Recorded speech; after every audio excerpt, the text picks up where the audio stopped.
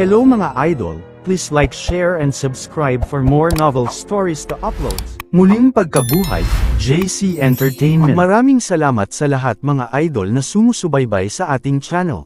Please subscribe to our YouTube and Facebook channel, JC Entertainment. Maraming salamat po. Kabanata 1751. Sa ilalim ng kontrol ni Jiang Chen, ang tanging magagawa ng dalawang naunang Immortal Emperor na disipulo ay ang umiyak. Puno ng panghihinayang ang kanilang mga puso ngayon. Nanghinayang sila sa pag-arte nang hindi nila alam ang buong lakas ng kanilang kalaban. Sa makatuwid, ang sakit na kanilang dinaranas ngayon ay maaaring ituring na sarili. Tingnan mo ang namumula mong mukha. How dare the likes of you SB at me? Alam mo ba ang kahulugan ng aking pangalan? Ang unang kahulugan ng aking pangalan ay pagsuway. Ang pangalawang kahulugan ng aking pangalan ay dalubhasa sa paggamot sa lahat ng uri ng pagsuway. Kung magpasakop kayong dalawa sa akin ngayon, pakakawalan ko kayo, tumingin si Jiang Chen sa dalawang naghihirap na indibidwal at nagsalita ng mapang-uyam.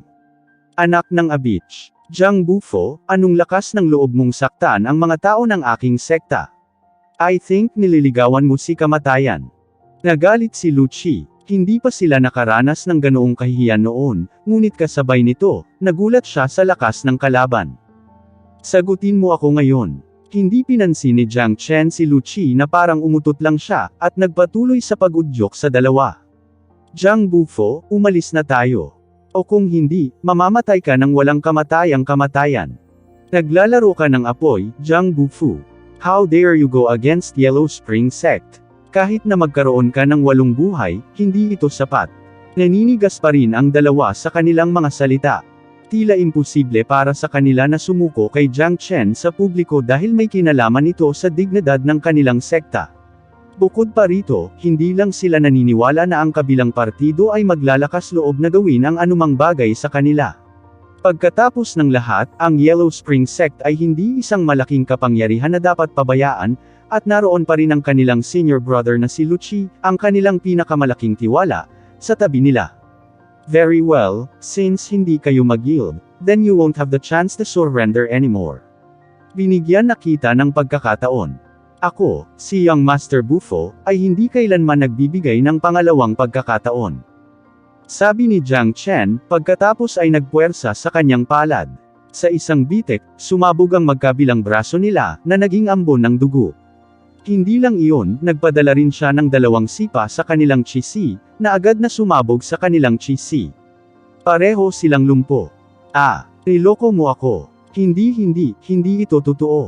Nagpakawala silang dalawa ng nakakaiyak na sigaw na tila mga baboy na kinakatay habang tuloy-tuloy na gamulong sa lupa.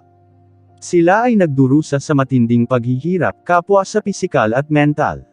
Hindi nila kayang tanggapin ang katotohanan ito. Nagawa nilang maabot ang kaharian ng Immortal Emperor sa murang edad, at mayroon pa ring magandang kinabukasan na naghihintay sa kanila. Ngunit ngayon, ang kanilang paglilinang ay baldado.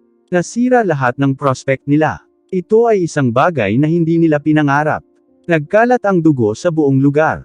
Binago ng ilang babaeng disipulo ang kanilang impresyon kay Jiang Bufo. Walang nag-iisip na ang walang malasakit at magiliw na kabataang ito ay magiging napakalupit at marahas sa kanyang pag-atake. Bukod dito, ang dalawang ito ay parehong mga disipulo ng Yellow Spring Sect. Natakot sila na si Jiang Bufo ay malagay sa tunay na problema dahil hindi ito isang malaking kapangyarihan na dapat pabayaan. Malapit nang lumabas ang dugo sa mga mata ni Lu Qi. Hindi rin niya inaasahan na magiging ganito ang eksena. Hanggang ngayon, hindi pa rin siya nangangahas na maniwala na talagang napilayan ni Jiang Bufo ang kanyang mga kasama. Nag-utos si Senior Brother Lu Yan na maghanap ng dahilan para maalis si Jiang Bufo, ngunit sa halip, naalis ang kanilang mga tao.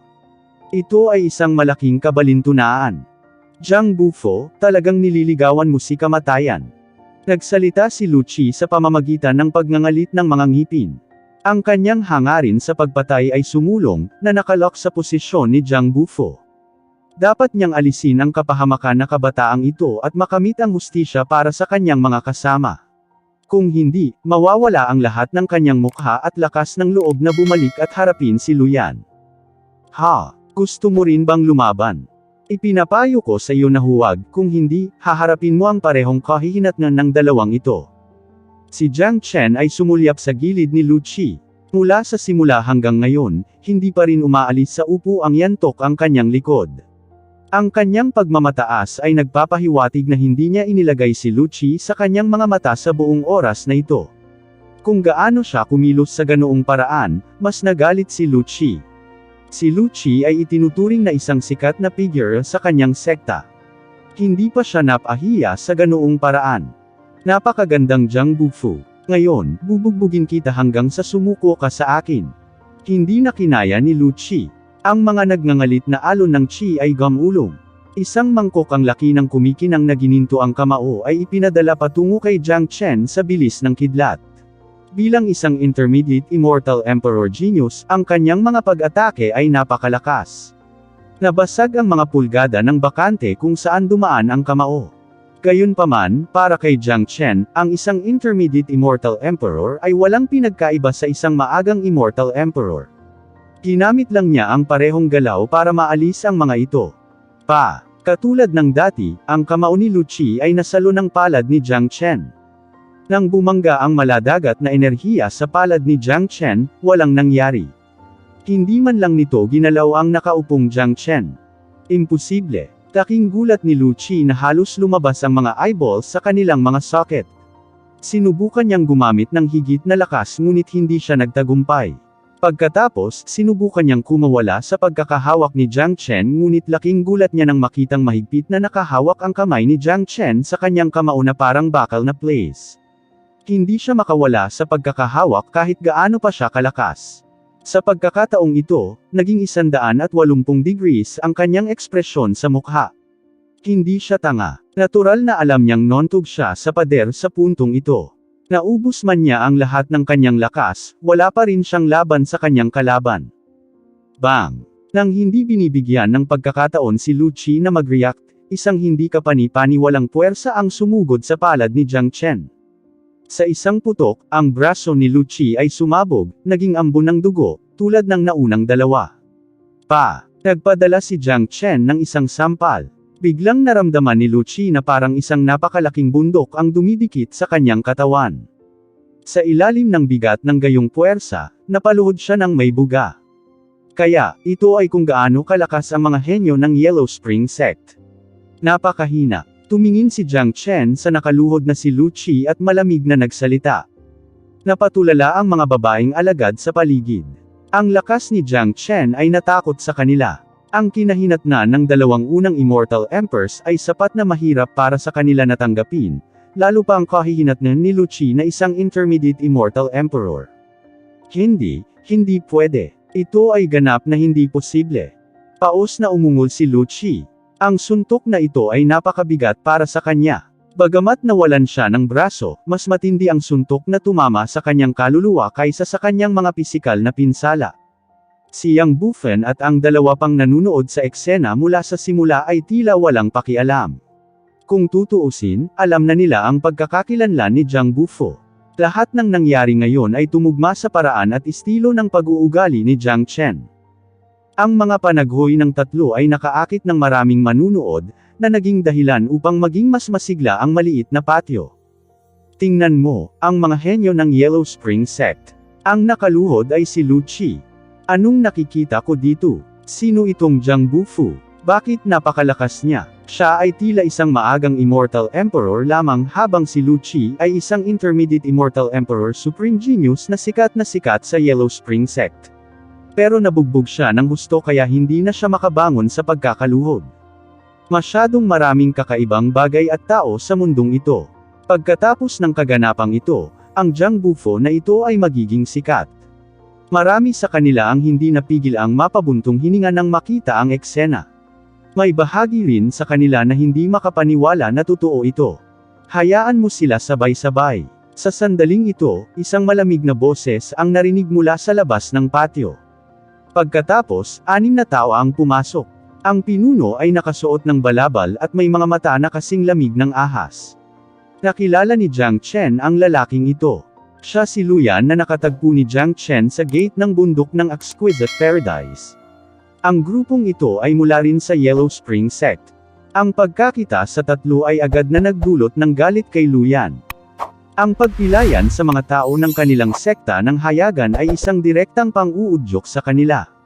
Hindi lang sila nagdusa sa pagkawala ng mga henyo, kundi pati na rin sa pagkawala ng mukha. Walang mas mahalaga kaysa sa mukha para sa isang malaking kapangyarihan.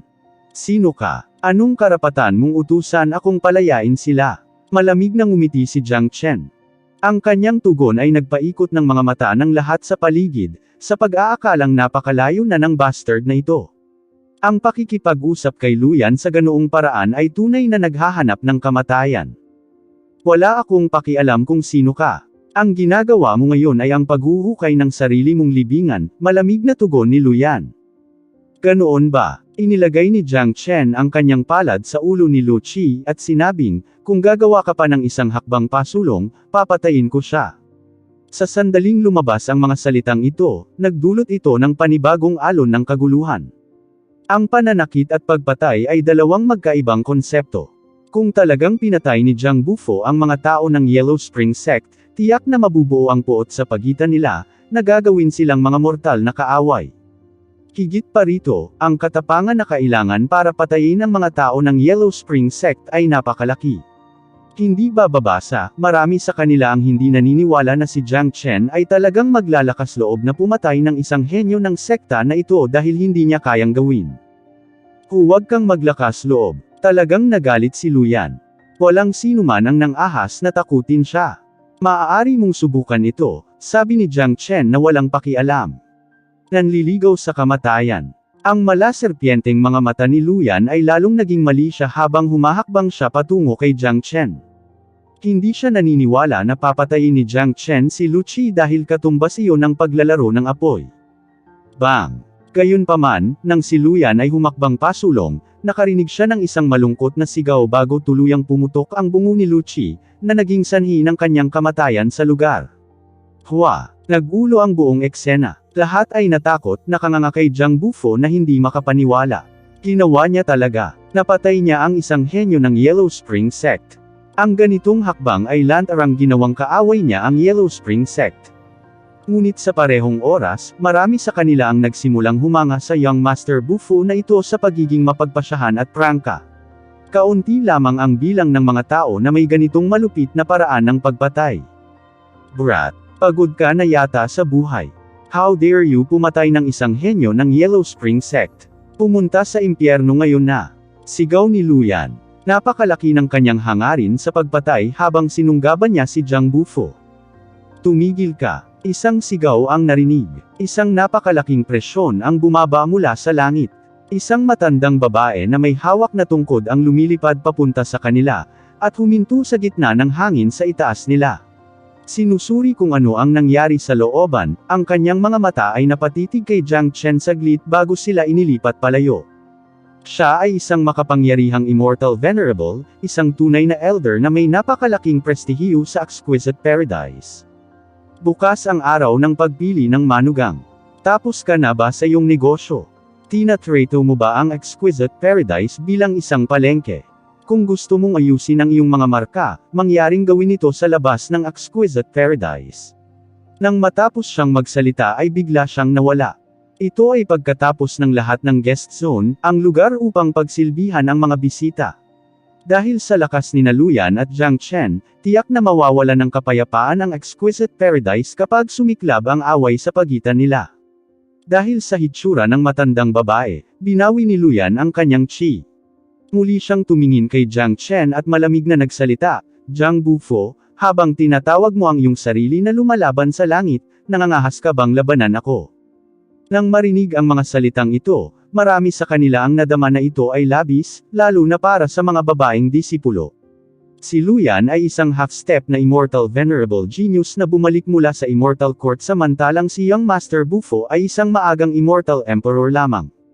Nagkaroon ng malaking agwat sa pagitan ng kanilang cultivation base. Hindi ba't sinubukan lang niyang ibuli si Young Master Bufo sa pamamagitan ng paghahamon laban kay Young Master Bufo? Samantala, naramdaman din nila na hindi kailanman papayag si Jiang Bufo dito. Kung tutuusin, tiyak na ang resulta mawawala ng buhay si Jiang Bufo. Anyway, ito ang teritoryo ng Exquisite Paradise. Gaano man kagalit si Luyan, hindi siya maglalakas loob na magsimula ng away dito. Gusto mo akong ipaglaban? Tumingin si Jiang Chen kay Luyan ng may interes. Tama iyan. Makakahanap tayo ng isang tiwangwang na lugar sa labas ng Exquisite Paradise at magkakaroon tayo ng buhay o kamatayang labanan. Malakas na nagsalita si Luyan. Tapos na iyan, sabi ni Jiang Chen, pagkatapos ay lumipad patungo sa langit, patungo sa labas ng Exquisite Paradise. Ang eksena ay nabigla sa lahat, kabilang si Luyan mismo.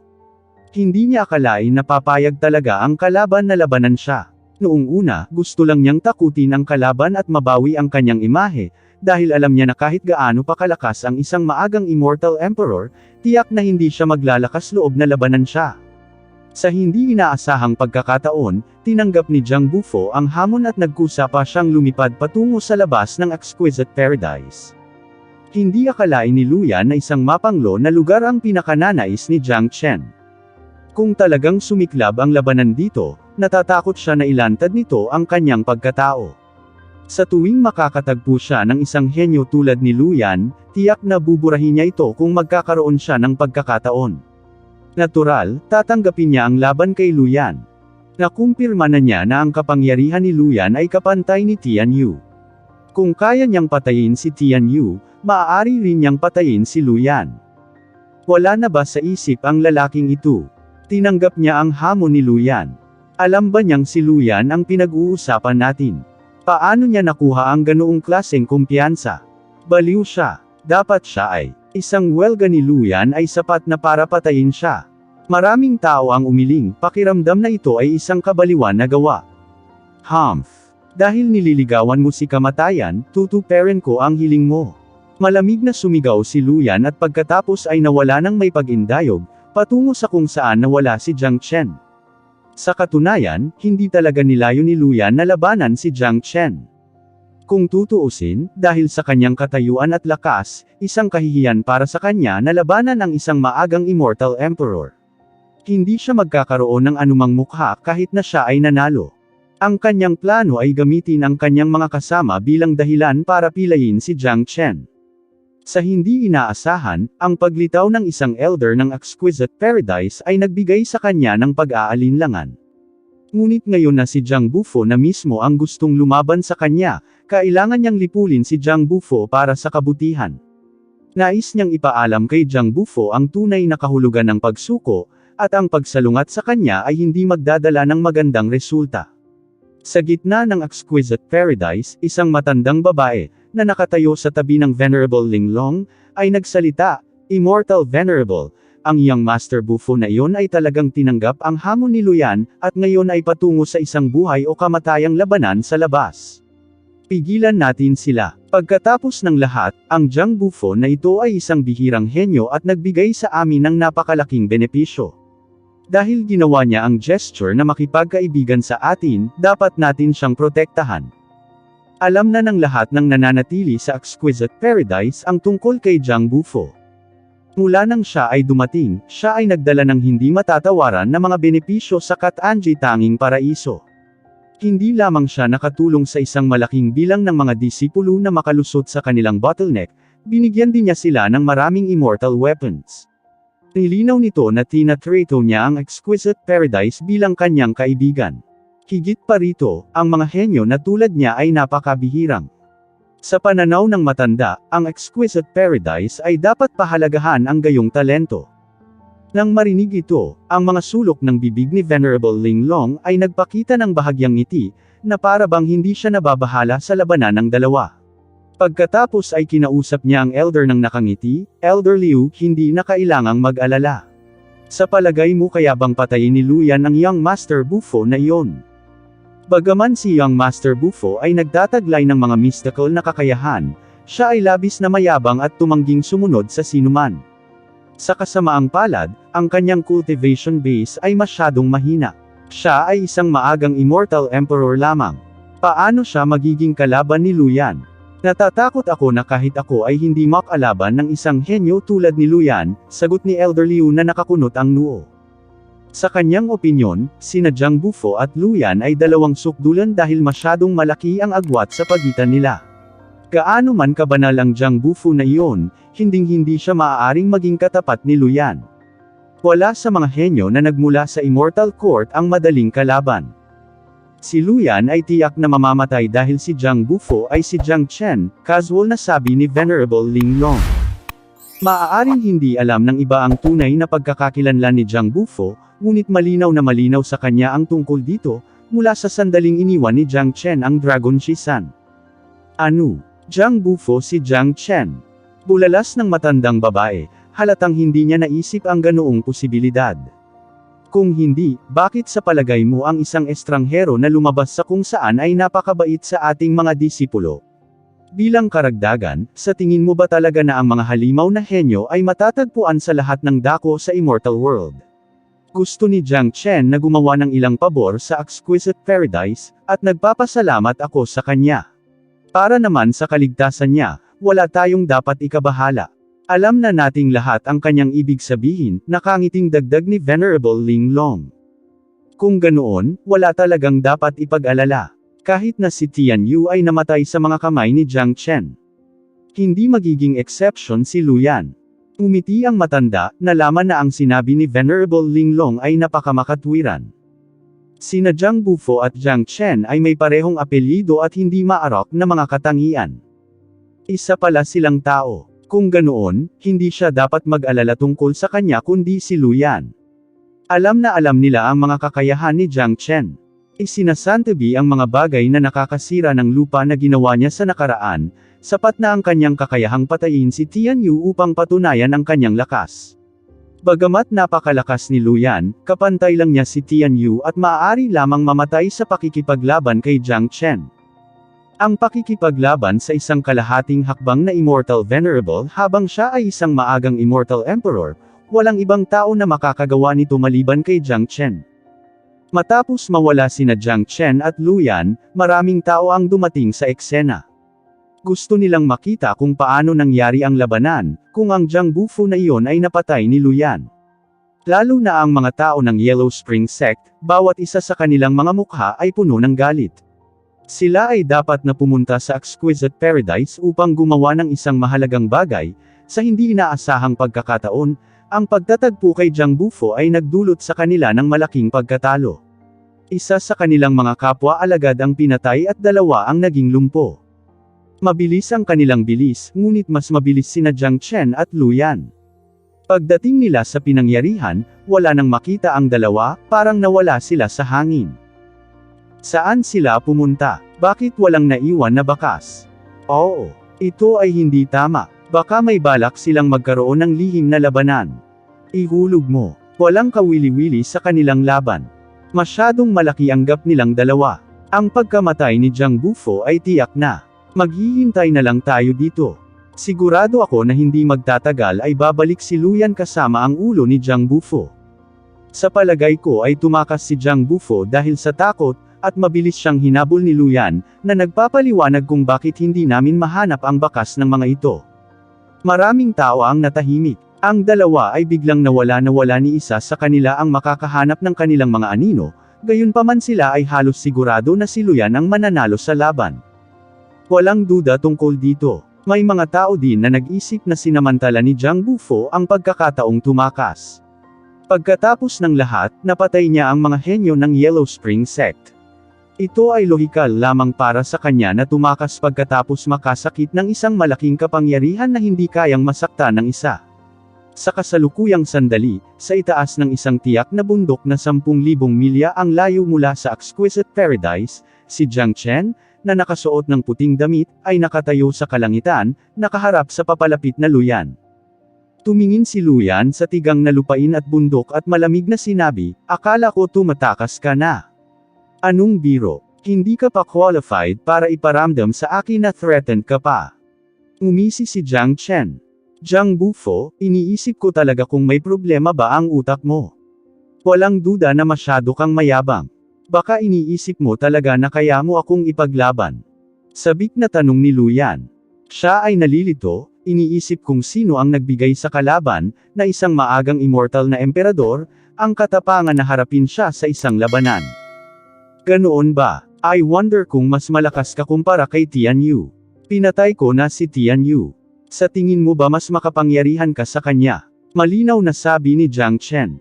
Nang marinig ang pangalan ni Tian Yu, ang malamig na mukha na si Luyan ay biglang nagbago habang siya ay tumingin kay Jiang Chen na may takot at sinabi sa tono ng hindi makapaniwala, "Ikaw si Jiang Chen." Sa oras na ito, mas lalong lumakas ang hinala ni Luyan, dahil sinabi ng kalaban na napatay niya si Tian Yu. Hindi nagtagal, namatay si Tian Yu sa isang trahedya na kamatayan sa mga kamay ni Jiang Chen. Alam ito ng lahat ng tao sa mundo. Ito ay hindi anumang uri ng lihim. Iniuugnay ito sa banal na pagtatanghal ni Jiang Bufo pabalik sa Exquisite Paradise, at ang eksenang basta-basta niyang pinatay si Lu Qi, mas kumbinsido si Luyan na ito si Jiang Chen. Hindi ka naman bobo, sabi ni Jiang Chen. Kasabay ng pag-ikot ng kanyang katawan, ang magulong enerhiya ay lumabas sa kanyang katawan na parang nagliliyab na karagatan, at nag-transform siya sa kanyang anyo ng dragon. Upang harapin si Luyan, kailangan niyang gawin ang lahat. Ang dahilan kung bakit niya pinili ang lugar na ito ay upang hindi ibunyag ang kanyang pagkakakilanlan sa Exquisite Paradise. Halika, ipakita mo sa akin kung gaano kakalakas kumpara kay Tian Yu. Ang katawan ni Jiang Chen ay puno ng layunin ng pagpatay, tulad ng isang Diyos ng pagpatay. Ang chi na inilabas niya ay nagparamdam kay Luyan ng hindi kapani-pani walang pressure. Bahagyang nagbago ang ekspresyon ng mukha ni Luyan. Ang pagkakita sa anyo ng dragon ni Jiang Chen ay nagpatunay sa pagkakakilanlan ni Jiang Chen. Ang pamamaraan ng pagbabagong ito ay ang pinakamalaking simbolo ng Jiang Chen. Hindi akalain ni Luyan na makakaharap niya si Jiang Chen ng ganoon kabilis. Sa totoo lang, wala siyang gaanong katiyakan sa pakikitungo kay Jiang Chen. Ang kanyang puso ay patuloy na tumitibok. Pagkatapos ng lahat, si Jiang Chen ang nag-alis kay Tian Yu, ang taong lubos niyang kinaya habang pareho nilang nililinang sa Immortal Court. Anong mali? Natatakot? Kung natatakot ka, maaari mong piliin na sumuko, nakangiting sabi ni Jiang Chen. Ang pagkarinig ng salitang pagsuko, ay nagpasiklab sa galit sa loob ni Luyan. Siya ay hindi kailanman sumuko sa sinuman. Ito ay isang lubos na insulto sa kanyang pagkatao. Tiyak na mawawala ang lahat ng katayuan niya kapag narinig ito ng iba. Humph! Jiang Chen, sa pamamagitan lamang ng panlilinlang nagawa mong patayin si Tian Yu. Hindi ako si Tian Yu, hindi uubra sa akin ang panloloko mo. Dahil na-encounter kita ngayon, papatayin kita ng buong lakas. Malamig na bulong ni Luyan. Sa harap ni Jiang Chen, ang kasakiman sa loob niya ay nagsimulang gumalaw. Ang mga benepisyo ng pagpatay kay Jiang Chen ay napakalaki. Agad siyang sumikat. Higit pa rito, sa pananaw ni Luyan, ang pangunahing dahilan kung bakit nagawang patayin ni Jiang Chen si Tian Yu ay ang lihim na sining ni Jiang Chen na maaaring gayahin ang 9 Heavenly Astral Slash na lubusang gumugulo sa isipan ni Tian Yu at naging sanhi ng kanyang pagkamatay. Hanggat nananatili siyang mapagbantay, si Jiang Chen ay hindi kailanman magiging katapat niya. Keng! Nanginginig ang braso ni Luyan at nagkaroon ng combat sword. Alam na si Jiang Chen ay may lihim na sining na maaaring gayahin ang diskarte ng pakikipaglaban ng isang tao, hindi niya dapat ipakita ang kanyang diskarte sa pakikipaglaban.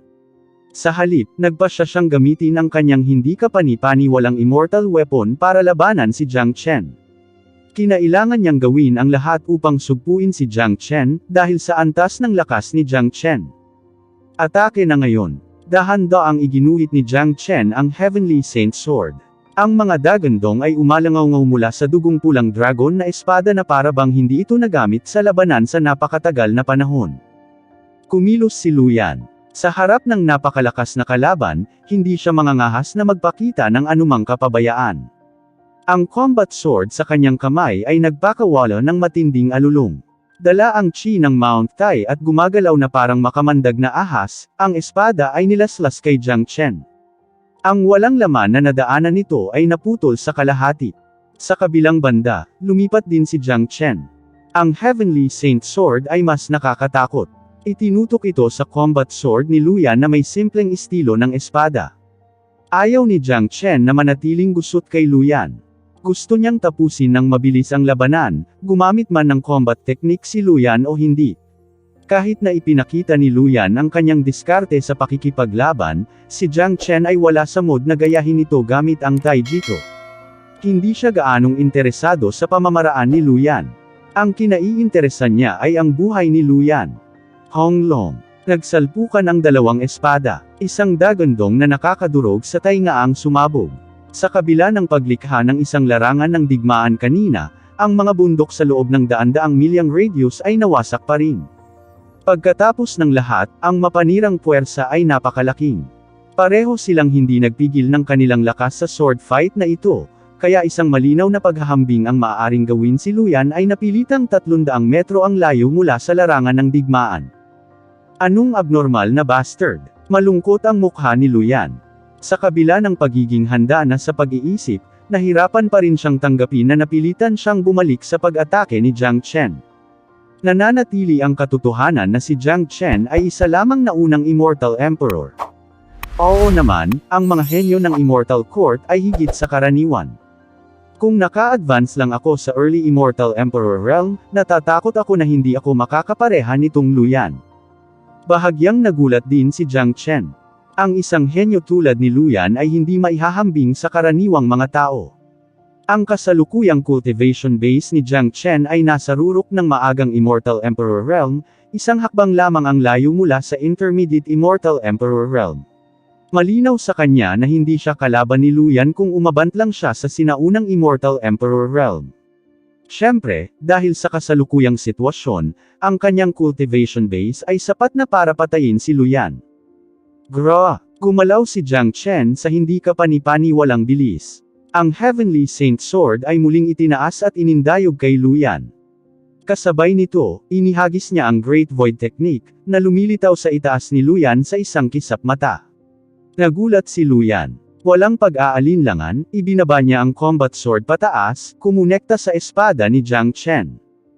Hong Long. Isa na namang eksenang nakakayanan ng lupa. Sa ilalim ng gayong matinding labanan, ang momentum ay walang alinlangan na pinakamahalagang elemento. Dahil sa pinatay ni Jiang Chen si Tian Yu bago ito, naging sanhi ito ng momentum ni Luyan na mas mahina kaysa kay Jiang Chen mula pa noong una. Nang walang aksidente, pinalipad muli si Luyan. Jiang Chen, kinikilala ko na ikaw ay isang walang katulad na henyo, ngunit hindi ako magpapatuloy sa pakikipaglaban sa iyo ngayon. Naglakas loob akong humarap sa pagpili ng manugang bukas. Natural na may darating para patayin ka sa oras na iyon. Iniwan ni Luyan ang mga huling salitang ito, pagkatapos ay tumalikod at umalis. Matalino siyang tao. Hindi siya kailanman lalaban sa isang hindi tiyak na labanan. Napagtanto na hindi siya kapantay ni Jiang Chen, pinili niyang tumakas. Kailangang sabihin ng isa na ito ay isang napakatalino na pagpipilian dahil hindi ito makakabuti sa kanya kung patuloy pa rin siyang lalaban. Kahit na ibigay niya ang lahat ng kanyang lakas, hindi pa rin niya magagawang patayin si Jiang Chen. Maaari na rin siyang tumigil sa pag-aaksaya ng kanyang oras at lakas dito. Hanggat si Jiang Chen ay nang ahas na magpakita bukas, si Jiang Chen ay papatayin. Ang mga Immortal Venerable na henyo mula sa Immortal Court tulad ni Li Feng ng Yellow Spring Sect ay dadalo bukas hindi sa motibo ng paglahok sa kaganapan, ngunit sa motibo ng pagpatay kay Jiang Chen. Haha, Luyan, dahil dumating ka na, bakit pipiliin mong umalis ngayon? Tumawa ng malakas si Jiang Chen. Gamit ang Great Void Technique, hinaranggan niya ang daanan ni Luyan sa isang iglap. Anong biro? Hindi naging madali para sa kanya na ilabas si Luyan. Kung hahayaan niyang bumalik si Luyan nang hindi nasaktan, malalantad ang kanyang pagkakakilanlan. Muling nagbago ang ekspresyon ng mukha ni Luyan. Ang nakakatakot na bilis ni Jiang Chen ay talagang nabigla sa kanya. Ngayon lang niya naalala na pinagkadalubhasaan ni Jiang Chen ang Great Void Technique. Jiang Chen, gusto mo bang pareho tayong mamatay ng magkasama? Wala kang mapapala dyan. Sumigaw si Luyan, pakiramdam na medyo lumayo na si Jiang Chen. Noong una, naisip niya na kahit na hindi siya kapareha ni Jiang Chen, madali pa rin siyang makakatakas, ngunit nakalulungkot, binaygo siya ng katotohanan. Hindi ka karapat-dapat na patayin ako, sabi ni Jiang Chen habang inihahampas muli ang Heavenly Saint Sword. Ang salungatan sa pagitan ng Jiang Chen at Yellow Spring Sect ay hindi na magkasundo. Si Luyan, bilang isa sa kanilang mga henyo, ay bumalik mula sa Immortal Court upang patayin si Jiang Chen. Bagamat pinili ng henyong ito na umatras ngayon, pakiramdam na maaaring hindi niya mapatay ang kanyang target, walang pag-aalinlangan si Jiang Chen na hinding-hindi palalampasin ni Luyan ang pagkakataong patayin siya kung may sapat na kakayahan si Luyan. Sa makatuwid, dahil nakarating na si Luyan sa lugar na ito, tiyak na hindi pa kakawalan ni Jiang Chen ang magandang pagkakataong ito para maalis siya. Dagdag pa, mayroon siyang katiyakan na papatayin si Luyan. Nagalit si Luyan. Bilang isang first-class na henyo ng Yellow Spring Sect at isang walang katulad na figure sa Immortal Court, hindi pa siya nakakaramdam ng ganito kaagrabyado. Ang mga alon ng chi ay lumabas mula sa kanyang katawan habang itinaas niya ang kanyang espadang panlaban, muling bumangga sa Heavenly Saint Sword ni Jiang Chen. Saglit na gulo at dilim ang langit. Nabasag ang kawalan at ang bulubundukin sa ibaba. Deng! Deng! Deng! Sa kabila ng ginawa niya ang kanyang makakaya, pinilit pa rin siyang paatros ng ilang hakbang ni Jiang Chen bago mabawi ang kanyang balanse. Sa puntong ito, kahit na nag-aatubili siyang aminin ito, malinaw na hindi siya katugma kay Jiang Chen. Sa kanyang opinyon, si Jiang Chen ay parang isang mabangis na divine beast. Mayroong walang limitasyong puwersa sa loob ng Jiang Chen na hindi maubos. Ang sitwasyong ito ay lumikha ng takot sa loob niya, kahit na matagal na niyang nakalimutan kung ano ang takot mula nang marating niya ang kanyang kasalukuyang cultivation base. Sa sandaling ito, muling nagbago ang chi ni Jiang Chen. Ang kanyang mga mata ng dragon ay naging pula ng dugo. Iningatan niya ang Heavenly Saint Sword na ituturing ng karamihan sa mga tao na hindi ito matalino sa kritikal na sandaling ito, gayunpaman, mas natakot si Luyan dahil naramdaman niya ang banta na nagmumula kay Jiang Chen. Alam niya na hindi isinuko ni Jiang Chen ang kanyang immortal weapon, ngunit sinusubukan niyang magpakita ng teknik na mas nakakatakot kumpara sa immortal weapon. Tapos na akong makipaglaro sa iyo. Slaughter Dragon Seal. Nagsalita si Jiang Chen sa isang dumadagandong na boses. Isang dugong pulang dragon ng pagpatay ang agad na lumitaw sa itaas ng kanyang ulo. Ang mga mata ng dragon ay malayo at walang emosyon habang nakatingin ito kay Luyan, ganap na nakakulong sa kanyang chi. Iyon ang kagustuhan ng dragong pamatay. Kapag ang isang target ay naayos na, ang target ay dapat sirain sa lahat ng mga gastos. Ruer. Ang nakakatakot na dragon ng pagpatay ay bumuo ng isang napakalaking blood red dragon seal, na naglalabas ng chi ng kamatayan, na sumugod kay Luyan. Si Luyan ay natakot. Sa harap ng nakakatakot na Slaughter Dragon Seal, naramdaman niya ang kalooban ng Dragon of Slaughter. At ang pahiwatig ng Heaven's Prestige sa loob ng Dragon Seal ay nagpang-inag sa kanyang kaluluwa. Isang pakiramdam ng kamatayan na hindi pa niya naramdaman noon ay biglang bumangon mula sa kanyang puso. Ito ay labis na nakakatakot. Ang pulang dugo na Slaughter Dragon Seal ngayon ay tila ang pinaka-nakakatakot na bagay sa langit at lupa. Pakiramdam niya ay wala siyang kapangyarihan. Sa puntong ito, ang unang bagay na naisip niya ay tumakas para sa kanyang buhay, ngunit hindi siya maglakas loob dahil alam niyang nakalock na ang Slaughter Dragon Seal sa kanyang chi. Ang bilis ng kanyang paggalaw ay hindi kailanman magiging mas mabilis kumpara sa Slaughter Dragon Seal. Ang tanging magagawa niya ay ang buong lakas na harapin ang pag-atake, umaasang malalabanan niya ito. Mga espada na nagwawalis sa 8 direksyon. Tila ito ang huling pamamaraan ni Luyan. Sa pamamagitan ng isang uwag, ang espadang panlaban sa kanyang kamay ay gumawa ng hindi mabilang na liwanag ng espada, nagmamadali patungo sa lahat ng direksyon, na bumubuo ng isang malaking lambat at binalot ang Slaughter Dragon Seal. Ruer. Ang dragon ng dugo ay umungal ng galit na galit. Habang dumampi ang liwanag ng espada sa katawan ng Slaughter Dragon, ang mga klang ay ginawa ngunit hindi sila nakapagdulot ng anumang pinsala sa Slaughter Dragon. Ang ganitong eksena ay katulad lang noong inilunsad ni Tianyu ang 9 Heavenly Astral Slash. Hindi sila kalaban ng Slaughter Dragon. Matapos maunawaan ang daw ng Slaughter, nilinang ni Jiang Chen ang Slaughter Dragon Seal. Sa ngayon, ang Slaughter Dragon Seal ay naging kinatawan ng Slaughter, ang perpektong pagpapakita ng Tao of Slaughter na sumipsip ng Heaven's Prestige of 9 Tribulations of Slaughter. Sa kasalukuyan, ito ang pinaka-nakakatakot na pamamaraan ni Jiang Chen. Ang pinsalang ginawa nito ay lampas sa imahinasyon. Honglong. Naging magulo ang buong larangan ng digmaan. Nilunok ng napakalaking bibig ng dragon si Luyan at sumabog.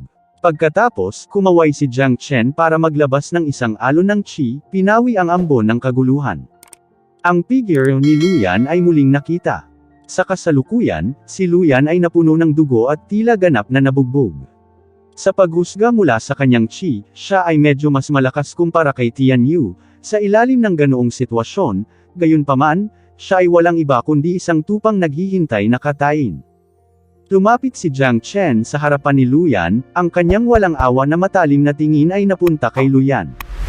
Jiang Chen, huwag mo akong patayin. Si Luyan ay hindi kailanman natakot sa kamatayan gaya ngayon. Ayaw niyang mamatay. Walang gustong mamatay. Bigyan mo ako ng dahilan para iligtas ang iyong buhay, sabi ni Jiang Chen. Mapait na ngumiti si Luyan dahil wala siyang mahanap na dahilan. Kung si Jiang Chen ang nahulog sa kanyang mga kamay, tiyak na papatayin si Jiang Chen. Sa puntong ito, siya ay ganap na nawala ng pag-asa. Tinanggal ni Jiang Chen ang anyo ng dragon pagkatapos ay tumalikod at umalis. Sa sandaling nawala siya sa hanay ng bundok, ang katawan ni Luyan ay biglang sumabog sa fog ng dugo. Ang combat sword sa kanyang kamay ay naging isang sinag ng gintong liwanag at lumipad sa kamay ni Jiang Chen. Sa isa pang pag-indayog, si Jiang Chen ay nawala sa paningin. Ang Kat-Anji tanging paraiso ay punong-puno na ngayon ng mga tao. Kinabukasan ay ang pangkalahatang pagpupulong para sa pagpili ng manugang. Karamihan sa mga henyo ay dumating na. Sa sandaling ito, maraming mga mata ang nakatitig sa di kalayuan, na tila naghihintay na may lumabas. Bakit hindi pa siya bumabalik?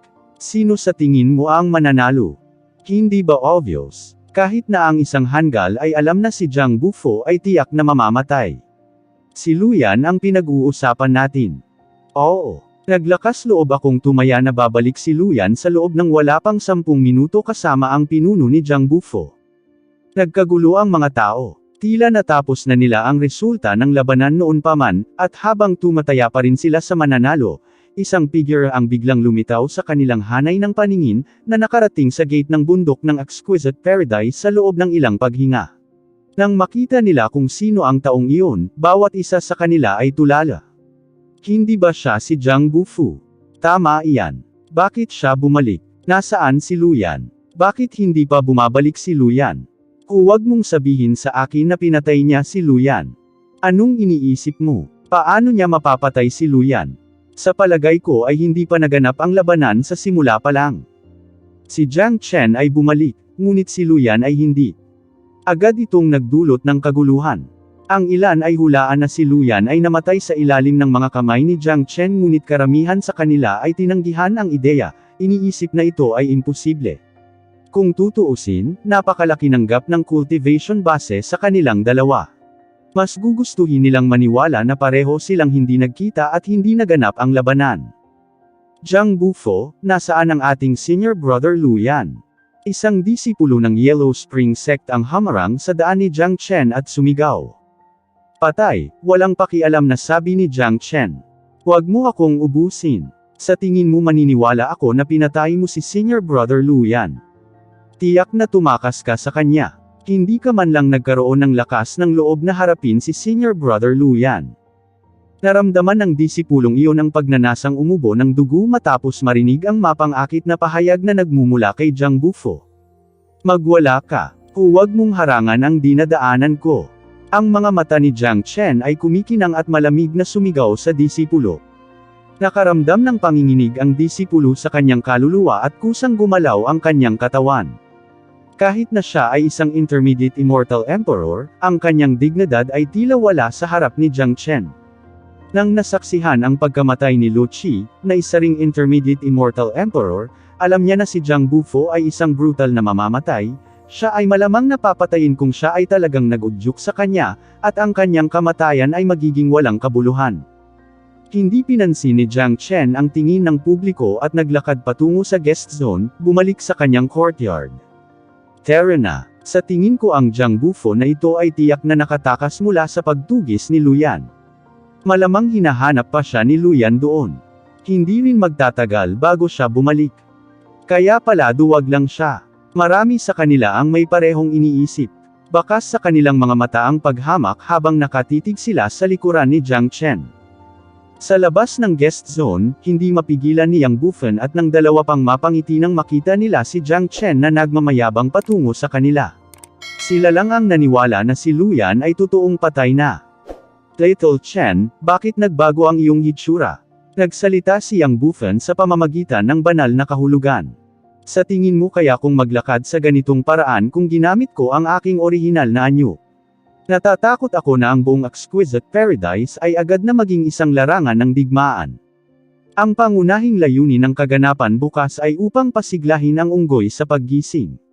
Hindi ko maaaring kunin ang pagkakataong iyon mula sa kanya, sagot ni Jiang Chen.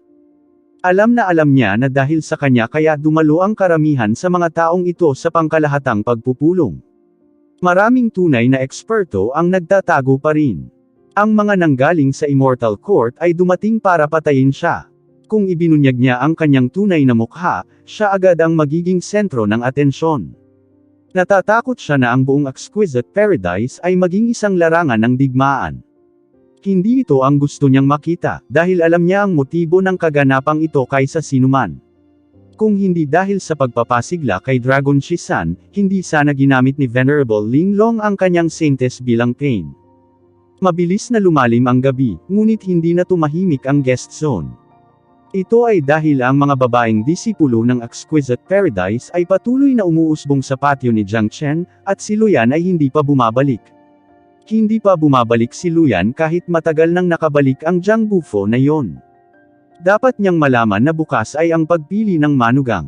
Kung wala siyang mahanap na bakas ng Jiang Bufo, dapat ay nakabalik na siya ngayon. Maaaring ito ay hindi, iyon ay ganap na imposible. Paano mapapatay ni Jiang Bufo si Luyan? Nakakatawa yon. Pero bakit hindi pa bumabalik si Luyan? Hindi natin dapat maliitin ang Jiang Bufo na yon. Napatay niya si Lu Qi ng madali kanina. Ito lamang ay sapat na para sa kanya upang makamit ang mga batang henerasyon ng mga henyo. Maraming mga tao ang hindi nagawang manatiling kalmado. Sa puntong ito, maraming tao ang nagsimulang muling isipin ang salitang sinabi ni Jiang Chen, patay na si Luyan. Nagsimula silang mag-isip na maaaring totoo ito. Ang mga henyo ng Yellow Spring Sect ay nawalan na ng pasensya, ilan sa kanila ay lumipad palabas ng Exquisite Paradise upang hanapin ang mga bakas ni Luyan.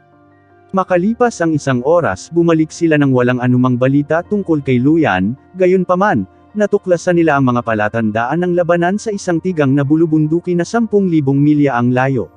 Ang tinatayang oras ng labanan ay kasabay ng oras na umalis sina Jiang Chen at Luyan. Ito ay hindi isang maliit na bagay.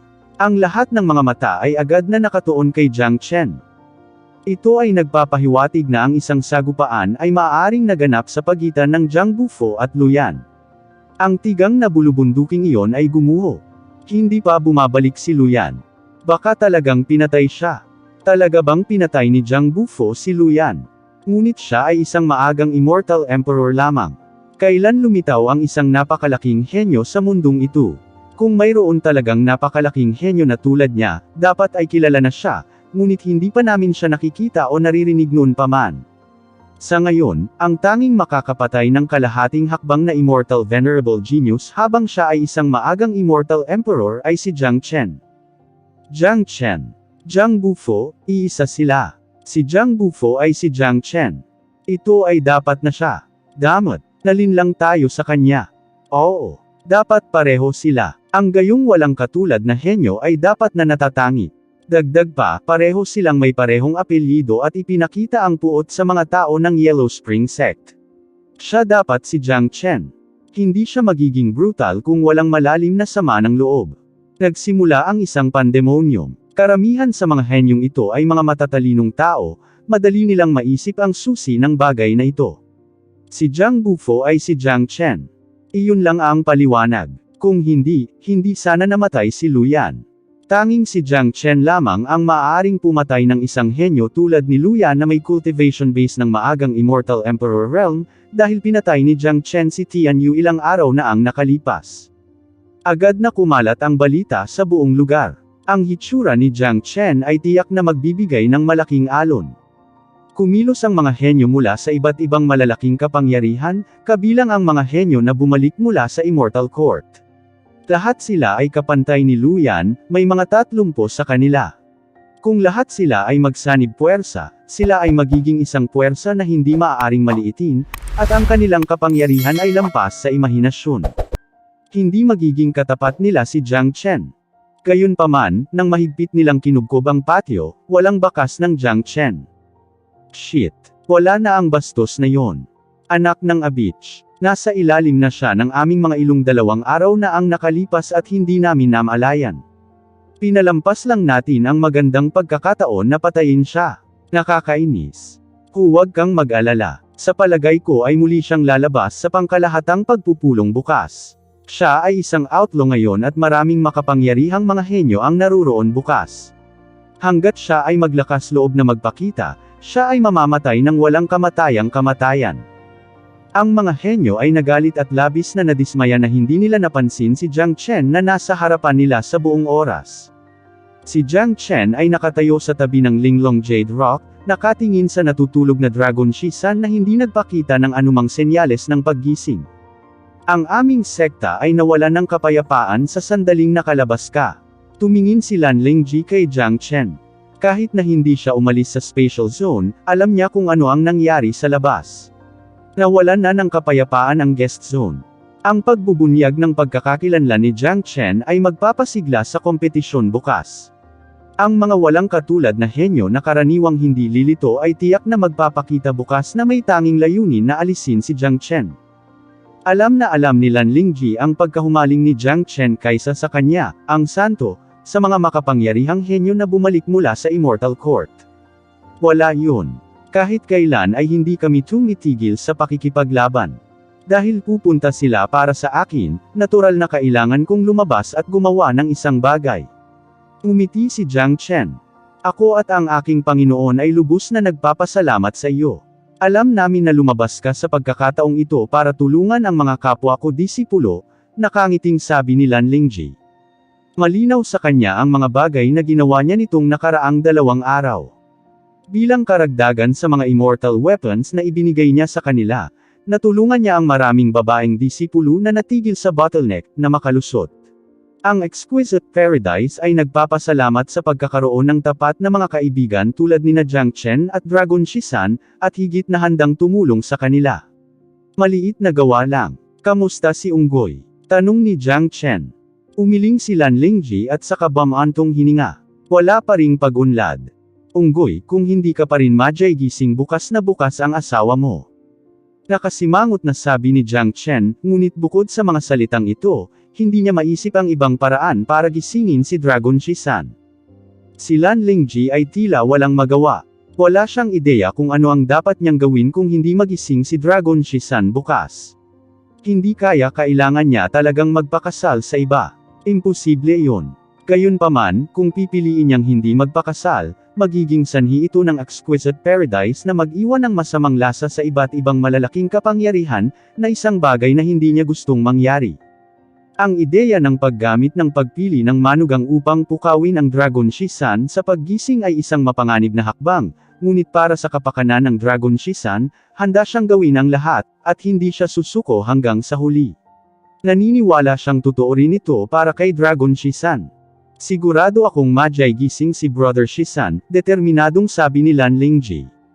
Kinabukasan, madaling araw, ang Exquisite Paradise ay puno ng ingay at kaguluhan. May isang parisukat sa Exquisite Paradise na 10 milya ang lapad. Ito ang pinakamalaking martial arena ng sekta. Sa kasalukuyan, siksikan na sa mga tao. Ang pangkalahatang pagpupulong na ito ay bukas sa lahat. Bukod sa mga henyo ng iba't ibang malalaking kapangyarihan na dumating upang lumahok sa kaganapang ito, marami pang iba pang buhong na magsasaka. Ang pangunahing kaganapang ito ay tiyak na makaakit ng hindi mabilang na atensyon. Magsisimula na ang pagpili ng manugang. Iniisip ko kung lilito ang santo mamaya. Nakita ko na ang santo ng Exquisite Paradise dati. Narinig ko na siya ay isang walang katulad na kagandahan at ang kanyang katawan ay naglalabas ng makalangit na halimuyak. Siyempre naman, si Lan Lingji ay kilala bilang ang pinakamagandang kagandahan sa Eastern Profound Domain. Iyan ay hindi isang hindi pinagkakakitaang reputasyon. Tiyak na lalabas si Lan Lingji sa pagpili ng manugang na ito. Naiinip na ako. Ano ang silbi ng pagiging mainipin? Sa palagay mo ang mga magsasaka na tulad mo ay makakalaban sa arena na yon? Natatakot akong walang makapansin sa pagkamatay mo sa larangan ng digmaan. Hindi ko naman sinabi na nakikipag-compete ako sa iba. Nandito lang ako para manood ng palabas.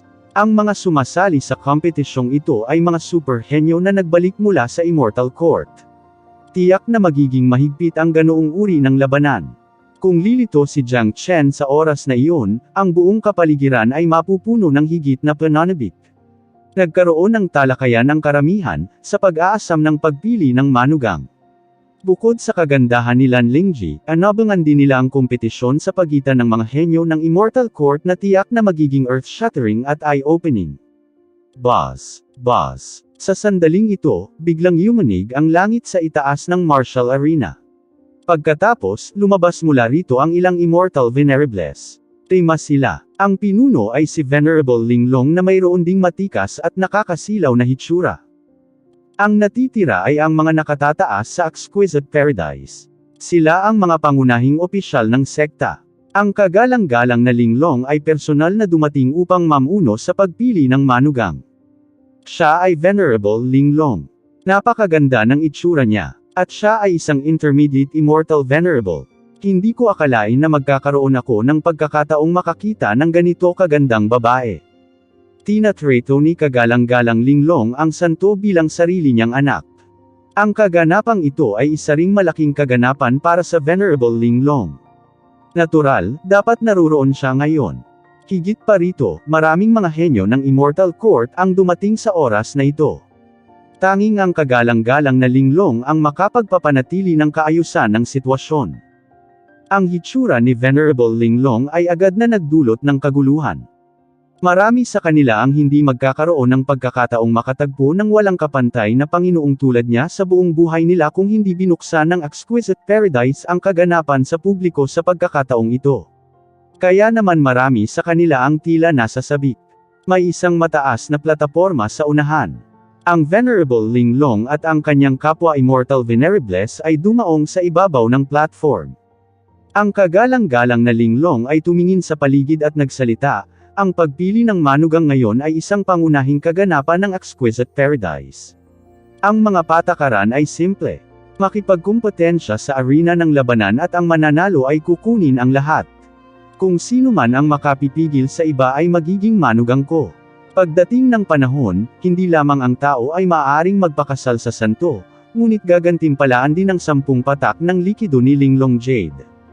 Sa sandaling matapos magsalita si Linglong, naging magulo ang eksena dahil napakalakas ng tukso. Ito ay isang napakalaking pagpapala na maging manugang ni Venerable Linglong. At nariyan din ang 10 patak ng likido ni Linglong Jade. Narinig ko na ito ay kinuha mula sa Linglong Jade Rock, at ito ay walang katumbas na halaga. Ang sinumang makakakuha nito ay lubos na makikinabang. Oo, pero sa kasamaang palad, limitado ang lakas ko. Kung hindi, tiyak na susubukan ko ang aking kapalaran. Hindi lamang ako mananalo ng malalaking gantimpala, ngunit magbabalik din ng walang kapantay na kagandahan. Napakaganda. Gumising ka dude. Tumigil sa pangangarap. Panuurin lamang ang palabas gamit ang iyong mga mata. Walang kinalaman sa iyo ang pagpili ng manugang. Lalong hindi mapakali ang mga tao. Ang mga henyong iyon mula sa Immortal Courts ay nangangati na subukan. Sila ang magiging pangunahing tauhan sa larangan ng digmaan. Ang mga mas mahina kaysa sa kanila ay kailangang tumabi. Immortal Venerable, bago mo simulan ang pagpili ng manugang, maaari mo bang palabasin ang santo para tingnan natin? May sumigaw. Sa sandaling bumagsak ang boses, isang magandang babae ang lumilipad patungo sa pinangyarihan, lumapag sa mataas na plataporma at tumayo sa tabi ng Venerable Linglong. Nakasuot siya ng asul, ang balat ay kasing pinong jade. Dahil sa kagandahan niya, nahihirapan silang huminga. Kamanghamanghang kaakit-akit. Siya nga ang numero 1 kagandahan sa Eastern Profound Domain. Kapansin-pansin. Hindi ko akalain na ang santo ng Exquisite Paradise ay napakaganda. Noong una ay hindi ako masyadong interesado sa kompetisyon, ngunit ngayon ay gagawin ko ang lahat upang maging panalo. Ako rin ay sasali. Tanging isang henyo na tulad ko ang karapat-dapat na magkaroon ng ganoong kagandahan. Ang hitsura ni Lan Lingji ay napukaw ang buong pulutong. Para sa karamihan sa kanila, ito ang unang pagkakataon nilang makita si Lan Lingji, noon pa lang nila narinig ang tungkol sa kanya. Dapat malaman ng isang tao na ang mga henyo na naruroon sa kaganapang ito ay hindi lamang mula sa Eastern Profound Domain, ngunit mula rin sa iba pang malalim na domain. Bilang karagdagan, ang mga henyong iyon na bumalik mula sa Immortal Court sa partikular, dahil sa mahabang panahon ng pagsasanay, matagal na silang hindi nakabalik. Kaya natural, karamihan sa kanila ay hindi pa nakita noon si Lan Lingji. Marami sa kanila ang pumunta dito para kay Jiang Chen, ngunit ang hitsura ni Lan Lingji ay nagbago ng kanilang orihinal na plano. Nadama nila na dapat nilang ipaglaban ng husto ang kagandahang ito ngayon. Gayunpaman, mayroon pa ring ilang mga tao na tila walang malasakit. Nakatayo lang sila sa kinaroroonan nila, na parang wala sa mundo ang makaakit ng kanilang interes at atensyon, gayunpaman ang chi na kanilang inilabas ay kahanga-hanga. Sila ang mga tunay na henyo, at lahat sila ay maagang immortal venerables. Ang kanilang banal na kahulugan ay patuloy na nagwawalis pabalik-balik sa gitna ng karamihan. Tila, ang mga taong ito ay dumating para lamang kay Jiang Chen. Tungkol sa pagpili ng manugang, tila hindi sila interesadong sumali dito. Dahil sa kanilang cultivation base, naabot na nila ang isang napakabigat na katatagan ng kagandahan ng kababaihan ay hindi na makayanan ang kanilang mga puso. Hindi sila naaakit sa saintess ng exquisite paradise. Hahayaan nila ang mga kalahating hakbang na immortal venerables na lumaban sa sarili nilang mga laban. Sa panig ng Yellow Spring Sect, ang ilang mga disipulo ay mukhang hindi mapapantayan dahil hindi pa lumilitaw si Luyan. Sa ngayon, halos sigurado na sila na patay na si Luyan. Ang nakatayo sa harapan nila ngayon ay isang mabigat na henyo, isang maagang immortal venerable na bumalik mula sa Immortal Court hindi pa nagtagal. Nakarating na siya sa baog na bulubundukin 10,000 milya ang layo at kinumpirma ang pagkamatay ni Luyan matapos maramdaman ang Death Chi. Ito ay nagpalaki ng kanilang galit at kanilang determinasyon na patayin si Jiang Chen. Sa ibabaw ng platform, walang ekspresyon ang mukha ni Lan Lingji. Hindi man lang niya nilingan ang mga tao sa ibaba. Sa halip, nakatayo lang siya sa likod ng mga nakatataas. Sige, huwag na nating patagilan pa. Ipapahayag ko ngayon ng detalyado ang mga tuntunin ng kompetisyon. Ang sinumang manalo ng tatlong magkakasunod na laban ay papasok sa huling pagpili ng manugang. Maaari lamang magkaroon ng buhay at kamatayan sa panahon ng mga labanan, kaya hindi ipinagbabawal ang pagpatay. Kung may umami ng pagkatalo, matatapos kaagad ang labanan, malakas na sabi ni Venerable Linglong. Bagaman ang mga patakaran ay parang simple, sila ay malupit sa katotohanan. Dapat malaman ng isang tao na ang bawat henyo na nagmula sa Immortal Court ay isang individual na lumalaban sa langit. Maaaring posible pa ring manalo sa isang laban, ngunit napakahirap para sa kanila na manalo ng tatlong magkakasunod na laban. Pagkatapos ng lahat, ang bawat laban ay kumonsumo ng napakalaking dami ng enerhiya. Ang ganitong mga tuntunin ay nagpapabilis sa proseso ng pagpili, gayunpaman. Mayroong humigit kumulang 30 o 40 kalahating hakbang na immortal venerables sa eksena. Itinuturing ng hindi masama kung 2 o 3 sa kanila ang makapasok sa huling yugto. Kung tutuusin, hindi isang madaling gawain ang manalo ng tatlong magkakasunod na laban. Bukod doon, ang kamatayan sa arena ng labanan ay tiningnan bilang isang normal na bagay. Ang panuntunang ito ay magiging madyugo at malupit ang mga labanan. Bagamat ang mga henyong ito ay nagmula sa Immortal Court, karamihan sa kanila ay nag-away laban sa isa't isa at nagmula sa iba't ibang malalaking kapangyarihan. Kaya natural lang na nagkaroon sila ng sama ng loob sa isa't isa. Totoong pinagbawalan sila ng Immortal Court na magpatayan, ngunit wala sila ngayon sa Immortal Court. Ito ay pinaniniwalaan na hindi nila nais na isuko ang pagkakataon na maalis ang kanilang mga kaaway sa arena ng labanan. Siyempre, kung sila ay nalampasan ng kanilang mga kalaban, maaari rin nilang piliin na aminin ang pagkatalo. Kung isa sa alang-alang ang katotohanan na lahat sila ay iisang cultivation base at mga henyo na lumalaban sa langit, hindi magiging madali para sa kanila na magpatayan ang isa't isa. Hayaan ang mga labanan ngayon na magsimula. Pagkatapos niyang magsalita, dahan-daang umupo si Linglong sa rattan chair sa likod niya. Nagsimulang magkagulo ang mga tao. Hindi mabilang na pares ng mga mata ang nakatingin sa gitna ng battle arena kung saan nakatayo ang tatlong battle platform, na nagpapahintulot sa tatlong laban na maganap ng sabay-sabay. Darating na ang totoong sandali. Nakakakilig. Hindi ipinagbabawal ang pagpatay. Bagamat tila malupit ang mga alituntunin, hindi natin may kakaila ang katotohanan na ang Immortal World ay isang lugar kung saan ang malakas na biktima ay ang mahihina. Ang hitsura ni Lan Lingji ay nakaakit ng interes ng mga henyong iyon. Tiyak na magiging exciting ang mga susunod na laban. Iniisip ko kung sino ang mananalo sa seleksyon na ito. Kung mapapangasawa ko ang isang walang katulad na kagandahan tulad ni Lan Lingji, hindi mawawala ang buhay ko. Sa wakas ay dumating na ang mahalagang sandali. Lahat ng mata ng mga tao ay nakatuon sa tatlong plataporma ng labanan. Alam ng lahat na ang mga platform na ito ay tiyak na magiging madyugo pagkatapos. Whoosh, whoosh, whoosh. Halos sa sandaling mawala ang mga salita ni Venerable Linglong, tatlong silhouette ang lumipad patungo sa tatlong platform ayon sa pagkakasunod-sunod, at malumanay na damapo sa mga ito. Sino ang lalaban sa akin, Chu Tian? Isang matangkad at matipunong lalaki na nakasuot ng dilaw na damit ang sumigaw, ang kanyang ulo ay hugis leopardo at ang kanyang mga mata ay bilog. Isang sulyap sa kanya at masasabi ng lahat na siya ay isang bisyo na individual. Iyan ay si Chu Tian ng walang hangganang Immortal Sect. Mukhang malakas siya.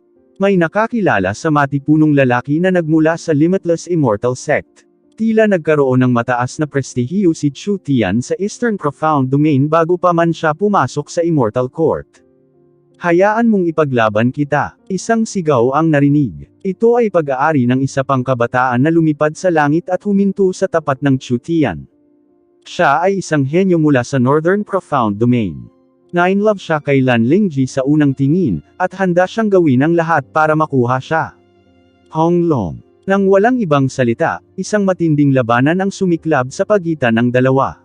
Kasabay nito, nagsimula rin ang mga labanan sa iba pang dalawang platform.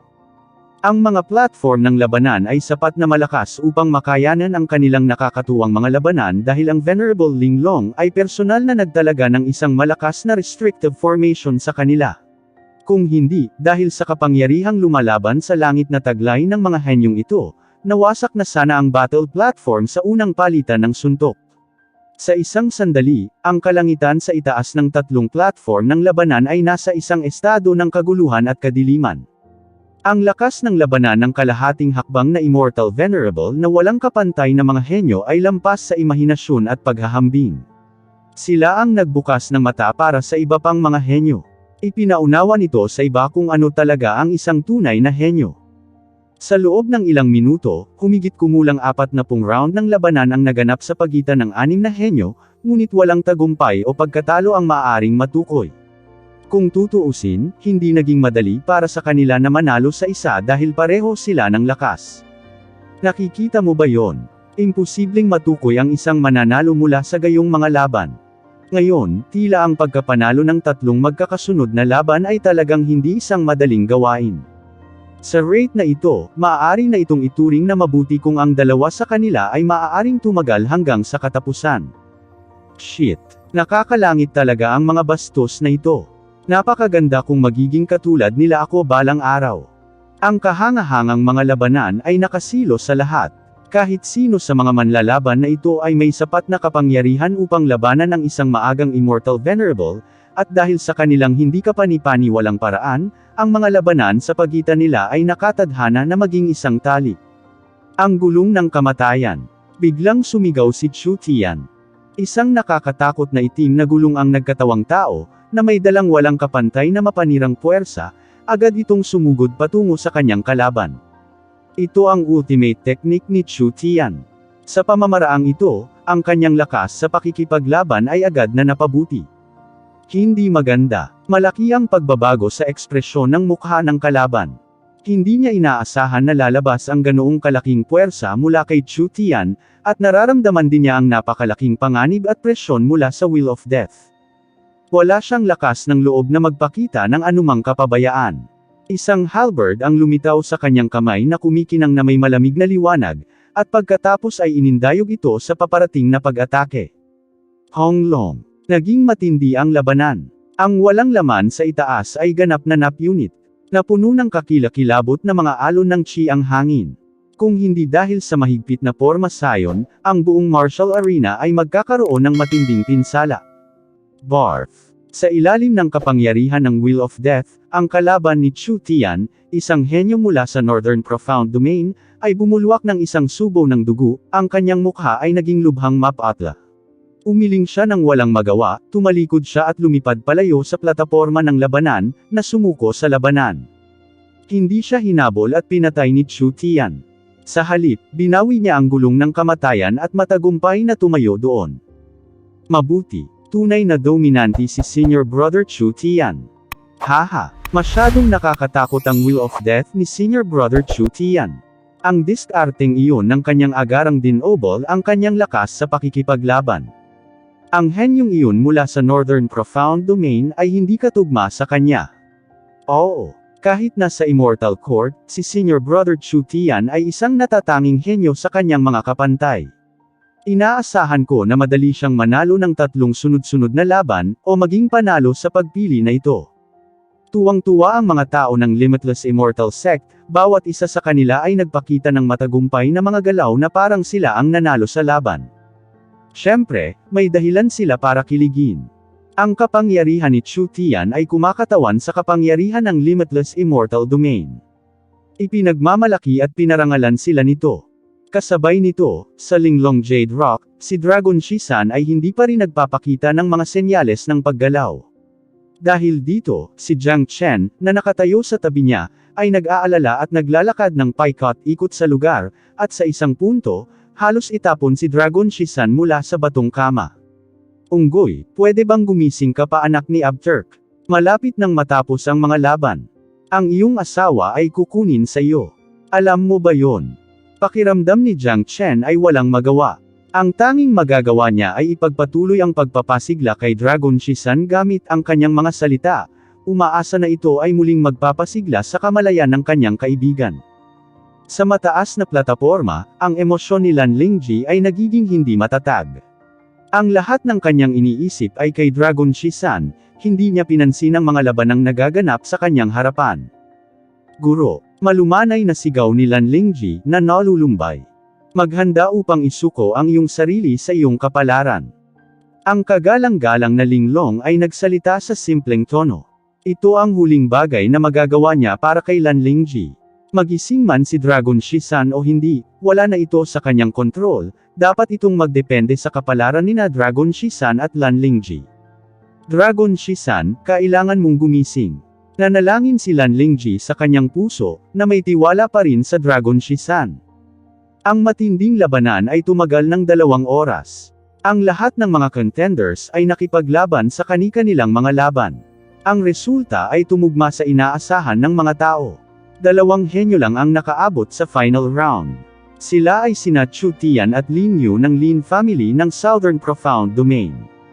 Ang susunod na labanan ay sa pagitan ng 2. Hanggat ang alinman sa kanila ay nanalo sa labanan, ito ang magiging katapusan ng pagpili ng manugang. Gayunpaman, ang kasalukuyang kalagayan ni Lin Yu ay mukhang hindi masyadong maayos.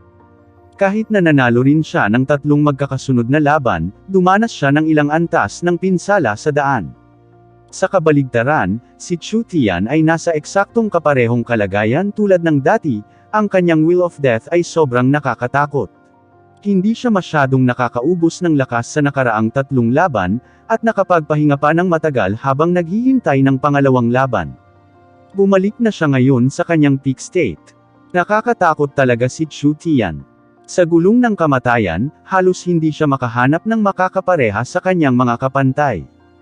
Oo, masyado talagang mabangis si Chu Tian. Siya ay masigla pa rin tulad ng sa simula, samantalang si Lin Yu ay mukhang mas mababa.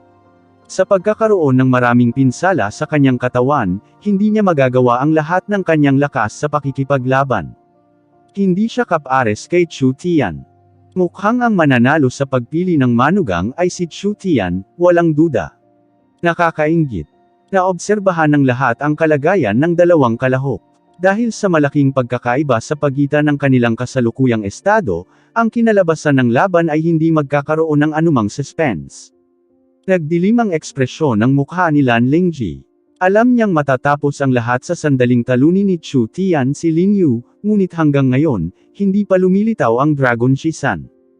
Gayunpaman, sa kasalukuyang sandali, nang ang pagpili ay malapit ng matapos, ang ilang mga pagbabago ay napansin mula sa natutulog na dragon na si Shisan, nagsimulang gumalaw ang kanyang mga daliri. Salamat sa Diyos. Sa wakas, nagpakita ka ng kaunting tugon. Gumising ka dali. Malapit nang matapos ang labanan. Si Lan Lingji ay kukunin ng ibang lalaki. Nagmamadaling nagsalita si Jiang Chen, basang-basa ng pawis ang kanyang noo. Sino ba ang nang-ahas na kunin ang babae ni Master Monkey? Nililigawan si kamatayan. Isang strand ng divine sense ang lumabas sa katawan ni Dragon Shisan. Tumawa si Jiang Chen. Sa wakas nagising na ang bastos na ito. Ang katotohanan na maipadadala ni Dragon Shisan ang kanyang banal na sentido ay nagpapahiwatig na ang kanyang kaluluwa ay ganap na nagising. Hindi maitatanggi ni Jiang Chen na ang ideya ni Venerable Linglong na pasiglahin ang Dragon Shisan ay medyo epektibo. Kung wala ang pagpapasigla, sino ang nakakaalam kung kailan gising si Dragon Shisan? Kapag nasanay na ang kaluluwa ni Dragon Shisan na natutulog, natakot siya na tuluyang makatulog si Dragon Shisan. Buzz. Isang malakas na chi ang biglang lumabas sa katawan ni Dragon Shisan na parang mga agos.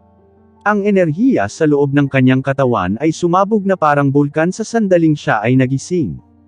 Honglong. Ang enerhiya sa katawan ni Dragon Shisan ay gamulong tulad ng pagtaas ng tubig sa karagatan. Bago matulog ng mahimbing, ang kanyang orihinal na cultivation base ay nasa yumaong Immortal Emperor Realm. Ngayong nagising na ang kanyang kaluluwa, sumulong siya sa kalahating hakbang na Immortal Venerable na kaharian.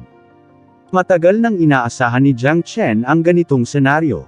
Nang mawalan ng malay si Dragon Shisan, kasama ng kanyang pambihirang bloodline, siya ay sapilitang pinakain ng isang patak ng Great Earth Immortal Milk at inilagay sa Linglong Jade Rock na nagbigay daan sa kanya na baliw na sumipsip ng likido ng Linglong Jade.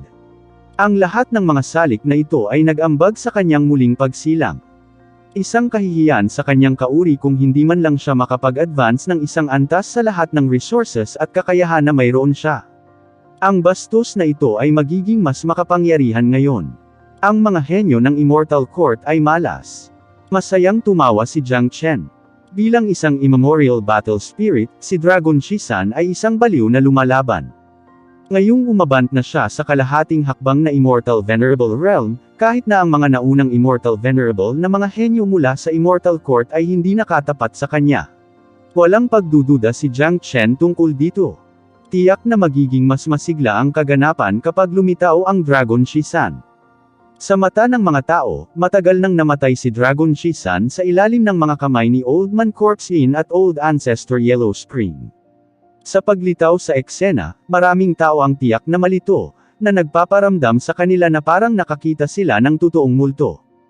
Whoosh! Si Dragon Shisan, na nakahiga sa ibabaw ng banal na bato, ay biglang nagmulat ng kanyang mga mata. Isang gintong nagninangas na liwanag na may pahiwatig ng pula na lumabas mula sa kanyang mga mata na parang dalawang matalim na talam, na pinuputol sa kalahati ang kawalan. Ang kanyang maapoy na gininto ang mata ay naibalik noong siya ay nakahiga pa sa Linglong Jade Rock.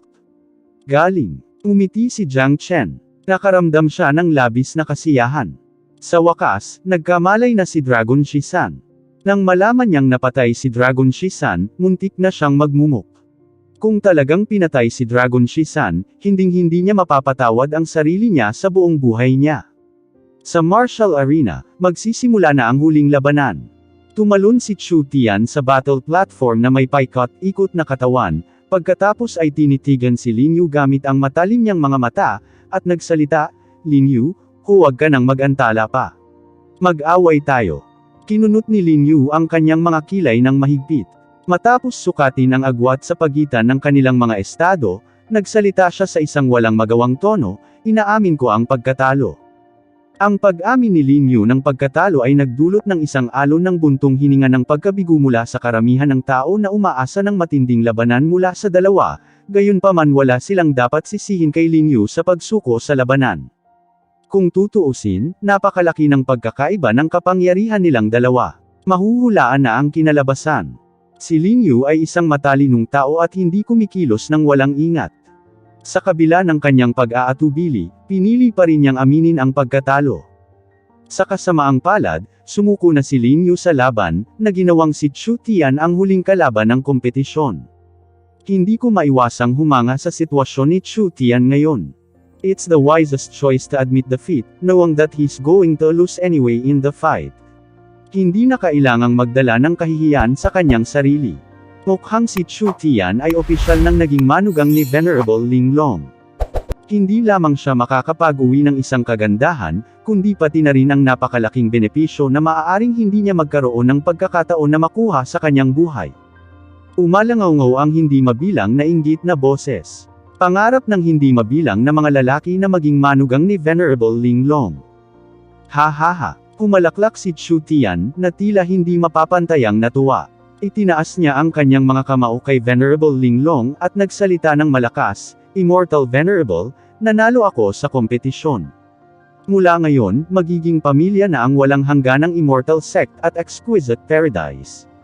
Sa pagtingin sa mapang asar na tingin ni Chu Tian, biglang nakaramdam ng pagkadismaya si Lan Lingji. Nakatitig ang kanyang mga mata sa malayo, naisip niya sa sarili, ito na ba talaga ang wakas? Ano ang karapatan ng walang hanggan na immortal na sekta upang maging pamilya ng Kat-Anji tanging paraiso? Sa oras na ito, isang napakamayabang na boses ang narinig mula sa malayo. Tumingon ang lahat sa pinanggalingan ng tunog at nakita ang isang binatilyong nakadilaw na damit na lumilipad patungo sa pinangyarihan sa kawalan. Siya ay may isang regal, hindi pangkaraniwang magandang hitsura, isang pares ng pulang nakasisilaw na mga mata at paminta at asin na buhok, na siyang pinakamalaking simbolo niya. Kuya Shisan. Napaiyak si Lan Lingji sa tuwa. Bukod sa kanyang sarili, walang makakaunawa sa kanyang kasalukuyang nararamdaman ang makakita ng liwanag sa pinakamadilim at pinakamadilim na landas. Lahat ng mata ay natuon kay Dragon Shisan. Naaliw ang lahat sa bagong dating. Dragon Shisan.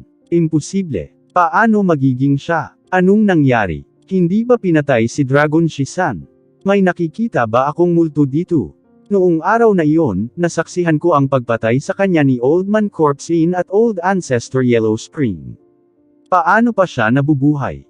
Isang himala. Ito ang pinakadakilang himala na nakita ko. Ang isang tao na dapat ay patay ay nabuhay muli.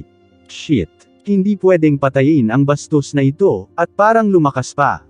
Hindi ako maniniwala dito kung hindi ko ito nakita ng sarili kong mga mata.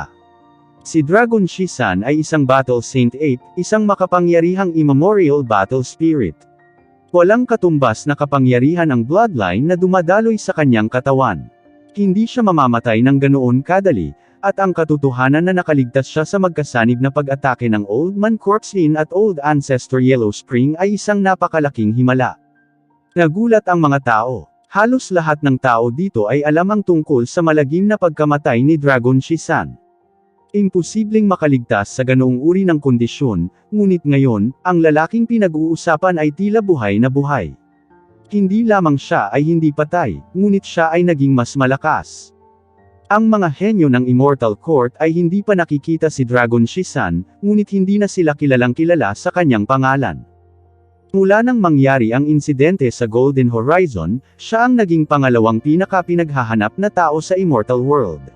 Ngunit dahil sa kanyang pagkamatay, hindi na pinag-uusapan ng lahat ang tungkol sa kanya. Sa hindi inaasahang pagkakataon, nabubuhay pa siya. Ang kanyang paglabas dito ay agad na nagpasiklab sa pagpatay sa mga henyo ng iba't ibang malalaking kapangyarihan. Ang kagalang-galang na Linglong ay nagpahayag ng isang ngiti, at nakadama ng kaginhawahan na ang kanyang mga pagsisikap ay hindi nasayang. Ang susunod na pag-unlad, kung maaari niyang makuha muli si Lan Lingji mula sa Chu Tian, ay ganap na nakasalalay sa mga kakayahan ni Dragon Shisan. Nakarating si Dragon Shisan sa battle platform, tumayo sa tapat ni Chu Tian at malamig na nagsalita, "Idiot.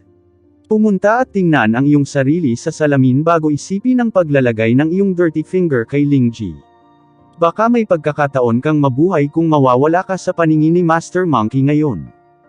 Ang sobrang kay-abangan ni Dragon Shisan ay nagulat kay Chu Tian, sigurado siyang ang bastard na ito ang pinakamayabang na nilalang na nakilala niya, at ang unang naglakas loob na insultuhan siya.